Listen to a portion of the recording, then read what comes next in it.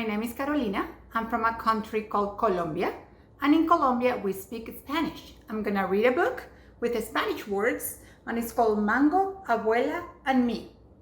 Abuela means grandma, grandmother. This is Mia, and she's the main character, so let's read it. She comes to us in winter, leaving behind her sunny house that rested between two snorkeling rivers. Her old place was too much for just one, Mommy tells me as we make room in my dresser for her clothes. And too far away for us to help, Papi adds. Abuela belongs with us now, Mia. But I still feel shy when I meet this faraway grandmother. Pin pan pun. Papi unfolds Abuela's bed and slides it right next to mine. You will get to know each other, he says. But when I show Abuela my new book, she can't unlock the English words.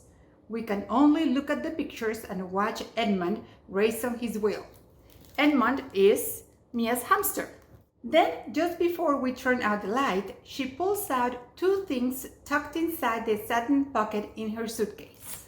A feather, una pluma, from a wild parrot that roosted in her mango trees, and a snapshot, una fotografía, of a young man with Papi's smile.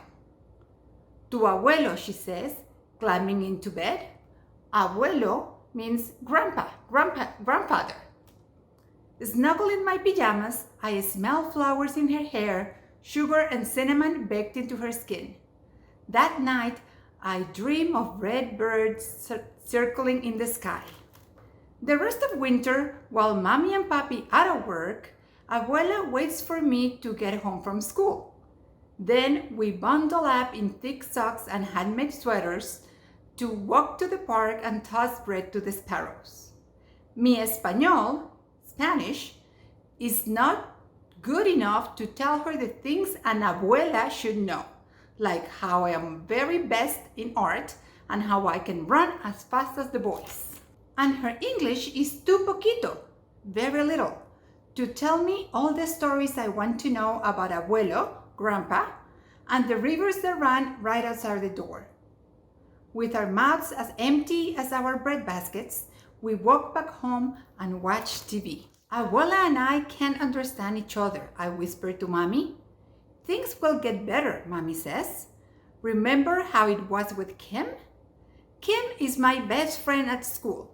When she was new, our whole class helped to teach her English words. Now Miss Wilson sometimes has to say, "Please be quiet, girls, others are working." After school the next day, while Abuela and I are making meat pies for our snack, I pretend I'm Miss Wilson. Do, I say, pointing to the bowl. Abuela says, do, masa, and rolls it flat. Masa, I say. She drops a spoonful of meat in place. Carne. Carne, I say. Meat. Pasas. Raisins. Aceite. Oil. See how Mia and Grandma are teaching each other English and Spanish? Let's repeat those words. Do, masa. Carne, meat. Pasas, raisins. Aceite, oil. Then I remember the word cards we taped in our classroom to help Kim. So while Abuela fries our empanadas, empanadas are the meat pies, I put up word cards too until everything is covered, even Edmund. Soon we're playing Oye y Di, hear and say, all around the house. But that night, she still calls my pillow a palo, which is incorrect, and she says Edmund is a gangster instead of a hamster. We'll keep practicing, I whisper. But the next day, I cannot practice with Abuela after all. Edmund has run out of his favorite seats, so Mommy and I have to ride the bus downtown to buy more. Sometimes there are kittens sleeping in the pet shop window. But when we arrive this time, something even better is behind the glass. Look, I say, the window has become a jungle filled with birds. And right in the middle is a parrot staring at us with black bean eyes. I press my nose to the glass, thinking of the red feather Abuela gave me. Let's buy him, I tell Mommy. But Mia, you already have Edmund, Mommy says. Oh, not for me, I say, for Abuela, like the parrot that lived in her mango trees. He can keep her company when I'm at school. When we bring him home to Abuela, she says, un loro, a parrot, loro, parrot. We name him Mango because his wings are green, orange, and gold, like the fruit. During the day, Abuela teaches him how to give Vicky kisses and to bob his head when she sings Los Pollitos to him. Buenas tardes, Mango, Abuela says, opening his cage door when I get home from school. Good afternoon, I say, and give him a seed. Soon, Mango calls to me even before we open his cage. Buenas tardes, he says when I open the door. Good afternoon.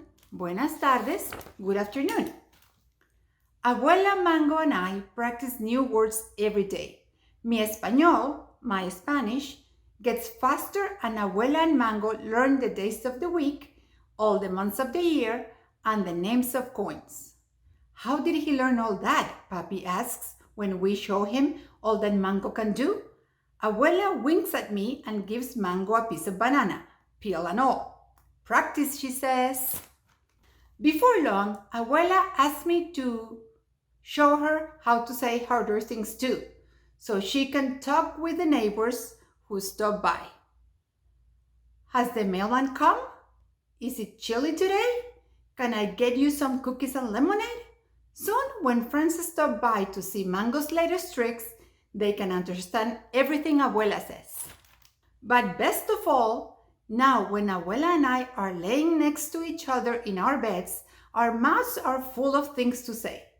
I tell her about my buen dia, good day, and show her my best pintura of Mango, her best drawing of Mango. Abuela reads my favorite book with only a little help, and she tells me new stories about Abuelo, who could dive for river stones with a single breath and weave a roof out of palms. I draw pictures of her. She still misses their old house, she says, but now only a little bit. Mango listens to us from his perch until my eyes grow heavy. Hasta mañana, Abuela, I say. Abuela kisses me. Good night, Mia. Hasta mañana. See you tomorrow. Good night, Mango calls. And soon we all fall asleep. And that's the end. I hope you all liked the book. Thank you for reading with me and have a good day.